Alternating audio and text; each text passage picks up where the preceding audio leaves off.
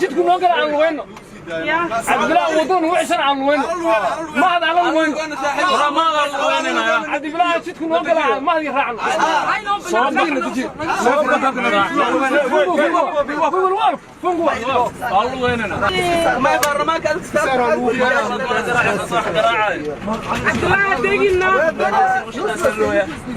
موضوعنا قصدر دار والله لا يقول ورنا كم قارين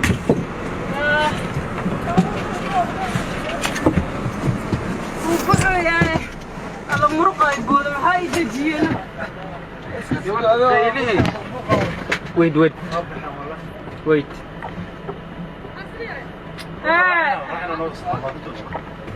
بس كسر هذا كذا بنسوق هذا اما يبوق لنا كذا عفوا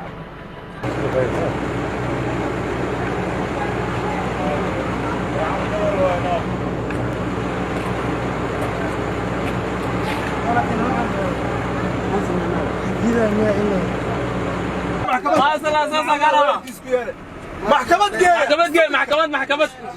وارن نظر وارن النمور فور شو اصلا رجل الان اساسا كهرباء رجل جرانسيا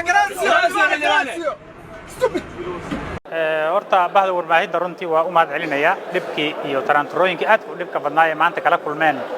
gudaha markay soo galayeen ayagoo liisaskoodii meesha yaalaan ciidamada AMISOM soo hubiyeen soo baareen gudaha loo soo daayay haddana in isbaaro gudaha lagu sii dhigto runtii waxa aad looga xumaado way waan cambaaraynaynaa falkaas aad ku foosho xun annaga saakay 10 subaxnimo ayaa meeshaan ugu ballamay ama 4 saac subaxnimo in doorashada gudoonka golaha shacabka meeshaan ay ka dhacdo waxaan nimid irdihii laga soo galayay xaruntan Efisione oo hoolka doorashada uu ku yaalo saddex albaab ayay leedahay laga soo galo laba kamid ah waa xirnaayeen ka saddexaad liiska xildhibaanadu ay yaaleen Marina Gate meeshii markii intaanan imaanin koor isbaarooyin ciidamada booliska ay dhigteen oo xildhibaanada ku carqaladeynayeen ayaa yaalay markii aan ka soo gudubnay oo aan nimid meesha ay ku sugnaayeen AMISOM oo liisaska xildhibaanada lagu hubinayay oo liisaska nagii la hubiyo ay dhikaaradana la weydiiyay oo aan liiskii soo saxiixnay gudaha ayaan soo gudubnay meeshii hoolka aan ka imaan lahayn intii aan soo gaarin oo aan soo dhaafnay meeshii AMISOM ay ku huminaysay liisaska ayaa haddana ciidamada booliska iyo saraakiil ciidamada booliska ka tirsan isbaaro kale ugu sii dhigteen waana meesha runtii ay ku caqabadeynayeen ama ku hortaagnaayeen warbaahinta muddan meeshaas joognay in laga furo miidiyaha ilaahay maadiis oo miidiyana waa u soo ragashay inay soo galaan anagana soo gudubno hadda hoolka ayaan joognaa xildhibaanada saaxiibadeen waxaan ku baaqaynaa in la yimaado meeshaan dalkan meel dheer ayaa laga keenay nimanka hadda intaas oo isbaaraha xildhibaanadii baarlamaanka u dhiganaya oo doorashadii fashilanaya niman aan doorasho rabin waaye waa niman raba dalka inay dib u celiyaan waxaan codsanaynaa oo isku baaqaynaa in la yimaado juhdiganaga dhan aan isku geeyno iyo xooganaga sidii maanta doorashadan ay nagu guuleysan lahayd gudoonka u dooro lahayn si dalka iyo dadkaba loo badbaadiyo insha Allah xaluudidaas leedahay doorashada dhacdo baarlamaanka gudoon yeesho xaluudidaas leedahay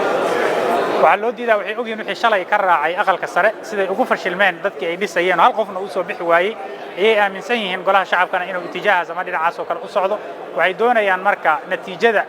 ka soo socota golaha shacabka ayay xamili la yihiin waxay rabaan marka inay carqaladeeyaan doorashada la fashiliyo dalka dib loo rido waa cadkan uu ku cunay ama ku ciideeyay inay ciideeyaan ayay rabaan doorashada dalka kamana yeelayna insha Allah meeshaan waan nimid waa joognaa xildhibaanada kalena waa imaanayaan annagana kama tagi doono inta doorashada dalka ay اتجاه كيالنا قدوم كان كدورنا إن شاء الله. رجيت لا يقوى ما تدور شرعه. ورجينا إن شاء الله وين دعوة وأنا جوجنا اللي بعنا دينا وصوص سعدان أدي ما أنت دعدي أدي عاود أدي بريد عذاب هل كانوا كنا جانينا إن شاء الله ودي الله يرى. هيا حلوان هذا شرفت له. هي أنت أيقو سيسو. هنا نشوفنو أنا حلوان نكله ماشي الجوب الله ما يتهين ردي الجوب الله ما إذا هذا نوحنا أرجنا دتك تشوجا إنه يسنتربضنين وحن مركا وسوي شيء يا إنه أون كعصنا إنه حلواننا ذو يمادان سيهاوشينا نوجو قبصونته وحن كلو إذا ماذا أمنك كعصنا إنه الطريقية سهلان وحلواننا ذا الصعداء يبابور تو لو سهله إنه سوق جاران تيندا ودد بدن بار مقالنا شيت كالجا عليي وشيتكو هذا والله فريبا ليري وأنا عطسني هالله صوفوا حلبانا ذا جودن هي واجبات كودا وما سنتين أنت مغلى يسيو أنت كربا وكا سلاسة حاجة كسوعتا السلام عليكم ورحمة الله وبركاته. الرحيم sida uu gudoomiyaha kumeel gaarka golaha shacabka uu sheegay waxaan joognaa hoolkii doorashada ay ka dhici lahayd waxaan rabaa inaan halkan idinkaga sheego in xildhibaanada intooda badan ay hadda soo galgalayaan